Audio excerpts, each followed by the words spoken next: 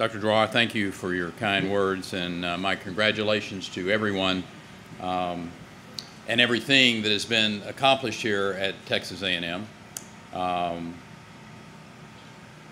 want to say, pass on to Senator Cornyn our great thanks for his support on this project as well. Obviously, the congressional side did their part too, and having a great senior senator over there matters. And we appreciate him and what Bill Flores is doing. And of course, Charles Swertner is, I think we've set the bar, Tommy, is that Aggies are to be chairman of the Senate Finance Committee. So there's your challenge, Senator. We need you. And listen, something needs to be made clear here today. The real reason that we are here is because Sharp and I were never really good at organic chemistry. Because the truth of the matter is, had we been adept at organic chemistry, he would be a medical doctor somewhere in South Texas with a fairly successful practice. I would be a veterinarian in some small rural Texas community trying to make ends meet. And when my grades came in at the end of my sophomore year, I told my mother, as she was questioning why my organic chemistry grades were so poor, that God had a different plan for me.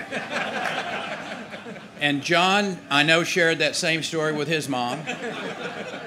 And, you know, God is good. And he put us on a different track. He put us both on a track of public service. And now through a fifth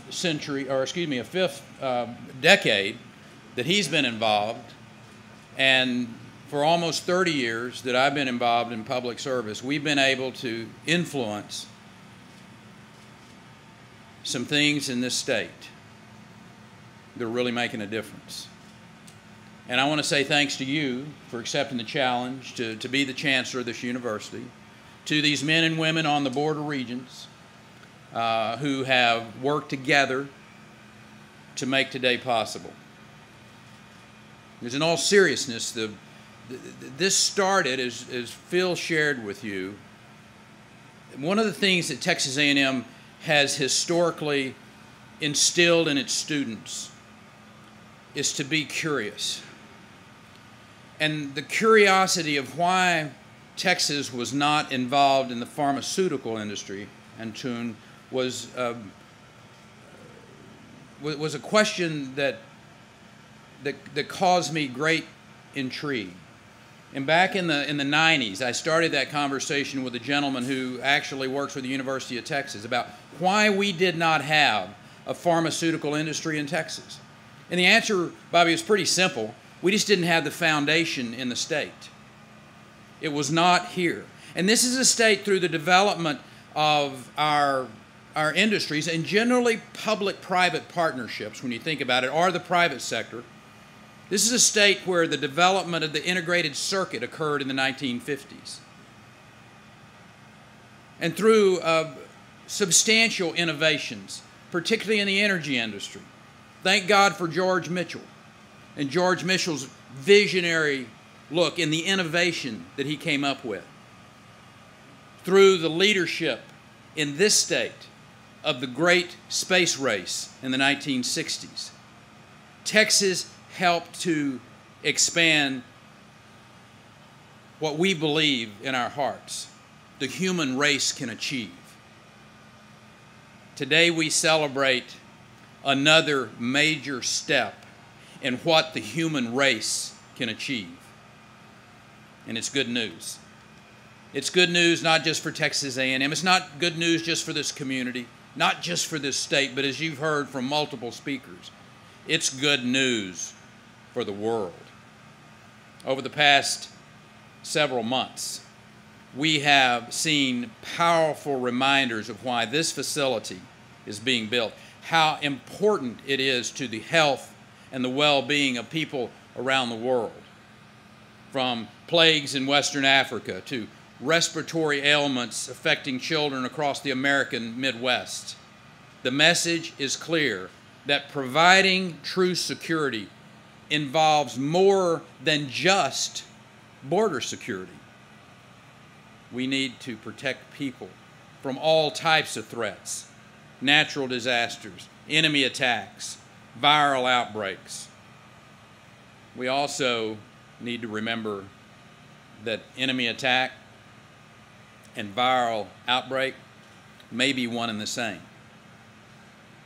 A week after the anniversary of 9/11, we don't need a reminder that the people who traffic in terror and violence will stop at nothing to spread their hatred, including biological weaponry, if and when they get the chance. This facility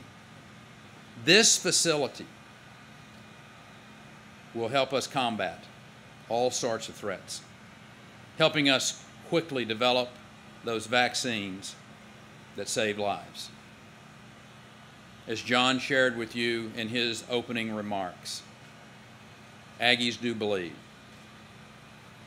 that it is their role in life to make a difference. This facility, working as a partner with the Texas Medical Center, with other institutions,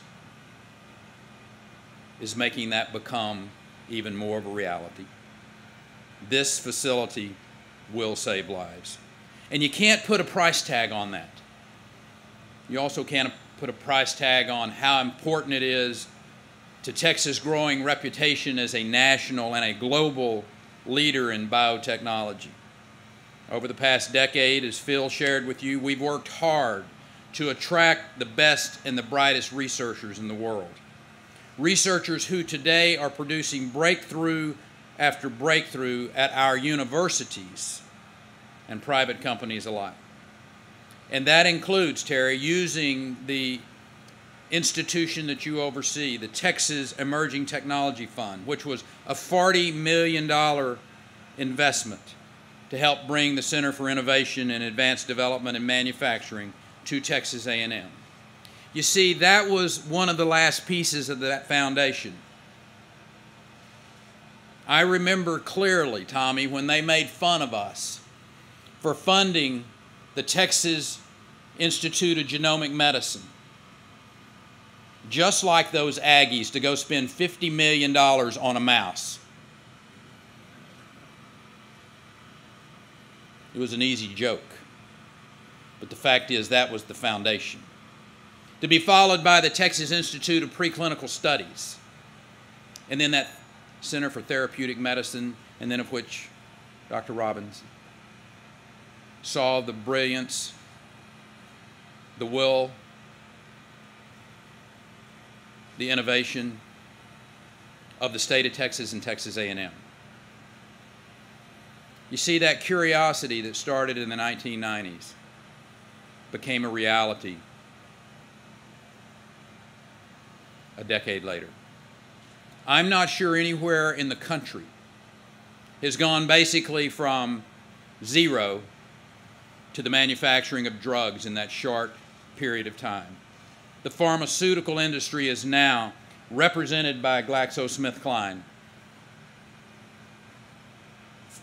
fully, foundationally planted their roots in the state of Texas.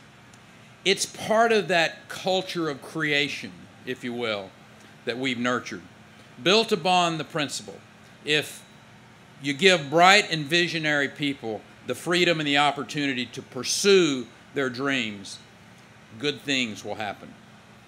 And today, good things are happening in this community. And not just on the football field.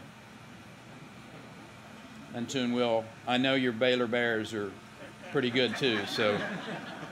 And Toon's daughter is a Baylor graduate, so we have a little good competition going. But the fact is, good things are going to occur in the state of Texas and the world for generations to come because of what has occurred on this campus in the last decade.